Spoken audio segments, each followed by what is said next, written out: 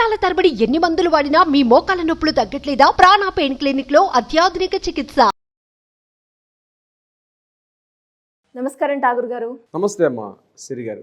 గత 2 రోజులుగా మనం చూస్తూ ఉన్నాము ఏపీ పాలిటిక్స్లో డిక్లరేషన్ ఫామ్ గురించి వివాదం అయితే జరుగుతూ ఉంది. అండ్ అలాగే పవన్ కళ్యాణ్ గారు వాళ్ళిద్దరు కూతురుతో శ్రీవారిని దర్శించుకోవడానికి వెళ్ళారు. దానికన్నా ముందు డిక్లరేషన్ ఫామ్ మీద సైన్ పెట్టడం జరిగింది. అసలు ఈ డిక్లరేషన్ ఫామ్ అంటే ఏంటి, అది మనం ఎందుకు యూజ్ చేస్తాం సార్? వెంకటాద్రి సమంస్థానం బ్రహ్మాండే నాస్తి కించన, వెంకటేశ సమోదేవో నా భూతో నా భవిష్యత్.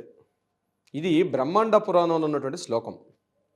అంటే వెంకటాద్రి సమంస్థానం బ్రహ్మాండే నాస్తి కించన, వెంకటాద్రి లాంటి సమమైన స్థానం అంటే అతను ఎక్కువ లేదు, ఎక్కువ చెప్పట్ల. వెంకటాద్రి సమంస్థానం బ్రహ్మాండే నాస్తి కించన, నాస్తి లేదట. అంటే వెంకటాద్రి లాంటి కొండ ఎక్కడా బ్రహ్మాండంలో లేదు. వెంకటేశ సమోదేవో, వెంకటేశ సమోదేవో, ఆయన పక్కన స్థానంలో నిలబడినటువంటి సమోదేవో నా భూతో నా భవిష్యత్, గతంలో లేదు భవిష్యత్తులో రాడు అని ఒక్కని చెప్తుంది బ్రహ్మాండ పురాణం. ఆయనతో ఈక్వల్గా ఉన్నటువంటి స్థానం, ఆయనకని ఎక్కువ చెప్పలేదండి. అంటే ఈ శ్లోకం ఎందుకు మనం చెప్పుకుంటున్నామంటే ఇటీవల కాలంలో మొన్న రీసెంట్గా జరిగినటువంటి కొన్ని ఆంధ్రప్రదేశ్లో జరిగిన రాజకీయ పరిణామాల దృష్ట్యా మనం మాట్లాడుకోవాల్సిన ఆవశ్యకత అయితే ఉంది. చాలామంది డిక్లరేషన్ గురించి మాట్లాడుతున్నారు. డిక్లరేషన్కి ముందు అసలు అక్కడ స్వామివారు అంటే ఎవరో తెలియాలి, ఎందుకు స్వామివారికి అంత ప్రాధాన్యత ఇచ్చారో తెలియాలి. తిరుమల క్షేత్రానికి వెళ్ళడం ఏదో ఒక విహారయాత్ర కాదు, ఒక టూరిస్ట్ స్పాట్ కాదు, ఏదో రిసార్ట్కి వెళ్ళినట్టు కాదు, ఏదో ఒక హిల్ స్టేషన్కి వెళ్ళినట్టుగా కాదు. అక్కడ సాక్షాత్తు స్వామివారు ఆవిర్భవించి ఉన్నారు. వైకుంఠంలో ఉన్నటువంటి సాక్షాత్తు ఏదైతే ఆయన యొక్క స్థానం ఉందో క్రీడాస్థలమే ఇక్కడ వెంకటాద్రి స్థానం అని చెప్తోంది బ్రహ్మాండ పురాణాలు మొదలుగా కొన్ని చాలా పురాణాలు కూడా. అంటే దాని మీద విశ్వాసం ఉండాలి, ఒక అభిమానం ఉండాలి.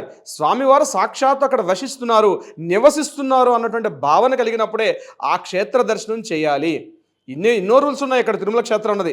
ముఖ్యంగా ఒక్క తిరుమల తిరుపతి దేవస్థానంలో ఉన్నటువంటి ఎన్ని శాఖలు అయితే ఉంటాయో ఎంటైర్ ఒక రాష్ట్ర ప్రభుత్వం ఉన్నటువంటి శాఖలు కనిపిస్తూ ఉంటాయి.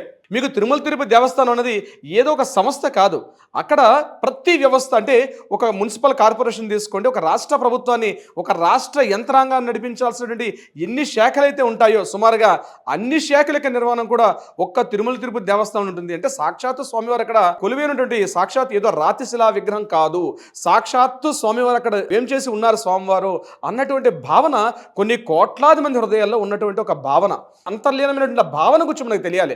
అది తెలిసినప్పుడే ఈ డిక్లరేషన్ అనేటువంటి ఫీలింగ్ మనకు తెలుస్తుంది. అంటే స్వామివారు ఎలా ఉన్నారు అక్కడ, ఏదో సాక్షిగా ఒక శిలారూపంలో ఉన్నారా?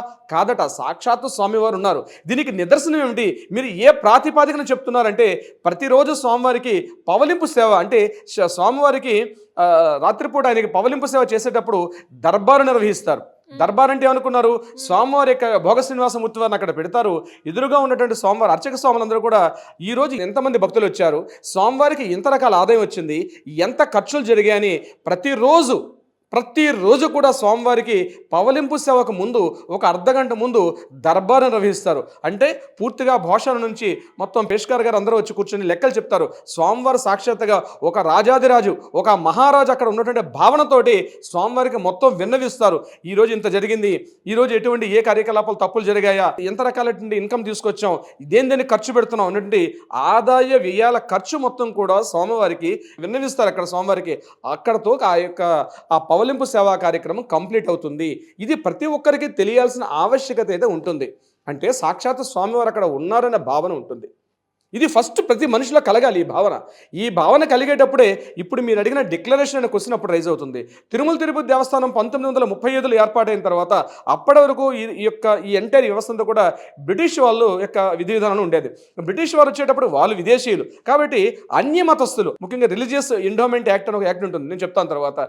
సో వీళ్ళందరూ ఈ యొక్క స్వామివారిని దర్శించుకోవడానికి వచ్చేటప్పుడు స్వామివారి మీద ఒక గౌరవభావం కలిగి ఉండాలి, స్వామివారి మీద ఒక ఆరాధనా భావాన్ని కలిగి ఉండాలి. అటువంటిప్పుడే వెళ్ళేటప్పుడే స్వామివారి యొక్క దర్శనం ఒక ప్రశాంత చిత్తంతో, ఒక భక్తితో, ఒక భయంతో స్వామివారి యొక్క దివ్యమంగళ స్వరూపాన్ని చూసే భాగ్యాన్ని కలిగే అవకాశం ఉంటుంది. సో దీనికి సంబంధించి ఏం చేశారంటే 1990లో ఒక జీవోని తీసుకొచ్చారు గవర్నమెంట్లో. అంటే ఎవరైనా భక్తులు రావచ్చు. ఎండోమెంట్ యాక్ట్ 30/1987 1987లో ఒక యాక్ట్ తీసుకొచ్చారు. దాన్ని కన్ఫర్మేషన్ చేస్తూ 90లో మరొక యాక్ట్ని తీసుకొచ్చారు. దాని ప్రకారం ఏంటంటే ఎవరైనా సరే అన్యమతస్థులు, హిందువులు కాని వారు స్వామివారి యొక్క దర్శనానికి వచ్చేటప్పుడు ముందుగా వాళ్ళకు ఒక భావన కలిగి ఉండాలి. స్వామివారి మీద పూర్తి నమ్మకాన్ని కలిగి ఉన్నాం, స్వామివారి మీద భక్తిని కలిగి ఉన్నాం అన్నటువంటి భావన కలిగి ఉండేటప్పుడే స్వామివారి యొక్క దర్శనం కల్పించాలి. ఇది హిందువుల యొక్క హక్కు. ఇది ప్రతి మతానికి ఒక్కొక్క రకాల ఒక పారామీటర్స్ ఉంటాయి. మన హిందువులందరికీ కూడా మేమందరం మన హిందువులు స్వామివారిని ఒక దివ్యమంగళ స్వరూపాన్ని చూడాలంటే ఒక భక్తిభావంతో కలిగి ఉండాలి. అసలు తిరుమల తిరుపతి దేవస్థానం యొక్క ప్రధానమైనటువంటి ఆ రూల్ కూడా అదే. అంటే స్వామివారి మీద మనకు అచంచలమైన విశ్వాసం ఉండాలి, అచంచలమైన గౌరవభావన కలిగి ఉన్నప్పుడే మనకు ఆ దర్శన భాగ్యం కలగాలి అనే ఉద్దేశంతో ఈ జీవన్ తీసుకొచ్చారు. అన్య మతస్థులు వచ్చేటప్పుడు డెఫినెట్గా ఈ యొక్క యాక్ట్ ప్రకారం ఏంటంటే అక్కడ ఒక డిక్లరేషన్ ఫామ్ ఉంటుంది. ఆ డిక్లరేషన్ ఫామ్లో సైన్ చేసుకోవాలి. సరే ఎట్లా తెలుస్తుంది ఇతను అన్య మతస్థుడా లేదా ఎట్లా తెలుస్తుంది? సామాన్యుడికి అయితే ఎట్లా తెలుస్తుంది అంటే మన కంపార్ట్మెంట్ బాక్స్ ఉంటాయి. కంపార్ట్మెంట్ బాక్స్ నెంబర్ 17 దగ్గర ఒక రిజిస్టర్డ్ బుక్ ఉంటుంది. ఆ బుక్లో డీటెయిల్స్ ఉంటుంది. అక్కడ డిక్లరేషన్ చేయాలి. అంటే ముఖ్యంగా మనం డీటెయిల్స్ ఇస్తాం. అక్కడ మన పేర్లు అన్య మతాలకు కలిగినటువంటి పేరు, ఒక అహ్మదనో ఒక ఏసయ్యనో సమ్ ఎక్స్వైజెడ్ హిందువులు కానటువంటి ఏదైనా పేర్లు కలిగి ఉన్నా అక్కడ ఉన్నటువంటి ఈ సిబ్బంది ఇమీడియట్గా కన్ఫర్మ్ చేస్తారు, చూస్తారు. వారి బాడీ మీద, శరీరం మీద అన్య మతస్థులకు సంబంధించిన గుర్తులు ఏమైనా ఉన్నా సరే డెఫినెట్గా ఐడెంటిఫై చేసి అక్కడ డిక్లరేషన్ ఫామ్ ఇవ్వాల్సి వస్తుంది. ఒకవేళ విఐపీస్ వచ్చినట్లయితే ఎక్కడైతే విఐపీ గెస్ట్ హౌస్లు ఎక్కడెక్కడైతే విడిది చేస్తారో ఆ ప్రదేశానికి వెళ్ళి ఒక డిక్లరేషన్ ఫామ్ తీసుకెళ్ళి స్వామివారి మీద మాకు అచంచలమైన నమ్మకం ఉంది, భక్తి ఉంది, స్వామివారి యొక్క దర్శనాన్ని నాకు నమ్మకం ఉంది కాబట్టి స్వామివారి యొక్క దివ్యమంగళ స్వరూపాన్ని నాకు దర్శింపజేసే ఆ భాగ్యాన్ని కలిగామని చెప్పి సెల్ఫ్ డిక్లరేషన్ ఇవ్వాల్సి వస్తుంది. This is the declaration form. ముఖ్యంగా ఈ ఎండోమెంట్, రిలీజియస్ ఎండోమెంట్ యాక్ట్లో ఒకటి 136 కాలం 136 కూడా చెప్తుంది. ఇది హిందువుల యొక్క పవిత్రమైన క్షేత్రం, హిందువులు మాత్రమే దర్శించుకోవాల్సిన క్షేత్రం క్లియర్గా మెన్షన్ చేసి ఉంటుంది. సెక్షన్ 136. 137 ఏం చెప్తుందంటే ఈ డిక్లరేషన్ ఫామ్ కంపల్సరీ ఇవ్వాలి, అన్య మతస్థులు వస్తే డెఫినెట్గా ఇవ్వాలి అన్నటువంటి ప్రాతిపదిక సెక్షన్ 137లో మెన్షన్ చేస్తూ ఉంటుంది. ఇటీవల కాలంలో మన ఇంతకుముందు ప్రీవియస్ మనకి ఏపీజే అబ్దుల్ కలాం గారు ఒక రాష్ట్రపతిగా వచ్చినప్పుడు కూడా ఆయన కూడా డెఫినెట్గా ఒక రాష్ట్రపతి హోదాలో వచ్చారు కూడా. ఆయన ముఖ్యమంత్రి కాదు, ప్రధానమంత్రి కాదు, ఒక దేశ రాష్ట్రపతి, భారతదేశ రాష్ట్రపతి స్థాయిలో హోదా వచ్చినప్పుడు కూడా ఏపీజే అబ్దుల్ కలాం గారు మరి పిలిపించుకొని డిక్లరేషన్ ఒక ఇచ్చి లోపలికి వెళ్ళి దర్శనం చేసుకునే భాగ్యం ఆయన కూడా కలిగింది. అయితే ఎందుకంటే పెద్దవారు కానీ ఖచ్చితంగా అటువంటి రూల్స్ పాటిస్తే సామాన్యుడు కూడా ఒక భయం ఉంటుంది, నేను చెయ్యాలి, వాళ్ళు చూపించిన మార్గనిర్దేశకం చేయాలని ఒక భావన కలిగి ఉంటాడు. మేము స్వామివారికి అనేక సార్లు బ్రహ్మోత్సవాల్లో పట్టు వస్త్రాలు సమర్పించాం, మాకు మినహాయింపు ఉంది, మేము చాలా గొప్పవాళ్ళు అన్నటువంటి ఒక అభిప్రాయంతో చాలామంది ప్రీవియస్ ముఖ్యమంత్రులు, నేను పేరు చెప్పడానికి ఇష్టపడను, కొంతమంది చేశారు కాబట్టి నేను ఈరోజు డిక్లరేషన్ లేకుండా వెళ్తానంటే కరెక్ట్ కాదు, కరెక్ట్ 100% కాదు.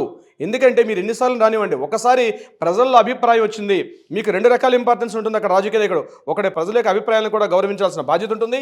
అట్ ద సేమ్ టైం ఎక్కడైతే అఖిలాండ బ్రహ్మాండ నాయకుడు ఉన్నాడో అతనిని కూడా నమ్మకం, భక్తిని కలిగి ఉన్నటువంటి ఆ కన్ఫర్మేషన్ ఉన్నప్పుడే మీ యొక్క క్షేత్రాన్ని దర్శించే అవకాశం ఉంటుంది.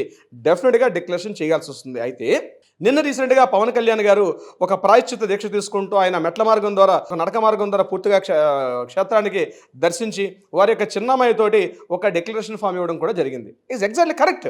ఆయన చేయాల్సింది 100% రైట్. అంటే ఆయన వెళ్లకుండా కూడా చేయొచ్చు దాన్ని, ఇంతకుముందు చేశారు కాబట్టి నేను కూడా ఆ సంప్రదాయాన్ని కొనసాగిస్తాను అన్నటువంటి అభిప్రాయం కాకుండా తన చిన్న అమ్మాయితో, ఆ అమ్మాయి మైనర్ కాబట్టి ఆ అమ్మాయి చేత సైన్ తీసుకొని at the same time as a ఫాదర్గా తను కూడా సంతకం పెట్టి ఆ క్షేత్రాన్ని దర్శింపజేశాడు కాబట్టి డెఫినెట్గా వేరే వ్యక్తులు వచ్చేటప్పుడు కొంత భయాన్ని కలిగి ఉంటారు.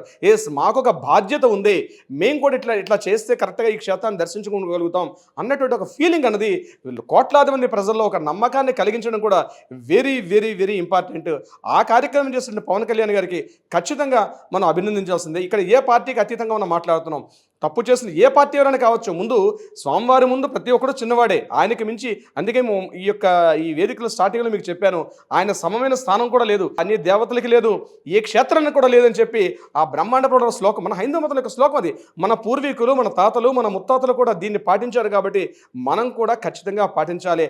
ఆ క్షేత్ర ప్రాశస్త్యాన్ని, ఆ క్షేత్ర ఔన్నత్యాన్ని కూడా నిలబెట్టాల్సిన బాధ్యత ప్రతి ఒక్కరికి ఉంది, ప్రభుత్వాల మీద కూడా ఉంది. Thank you sir, thank you so much. Thank you so much అమ్మ సిరి గారు.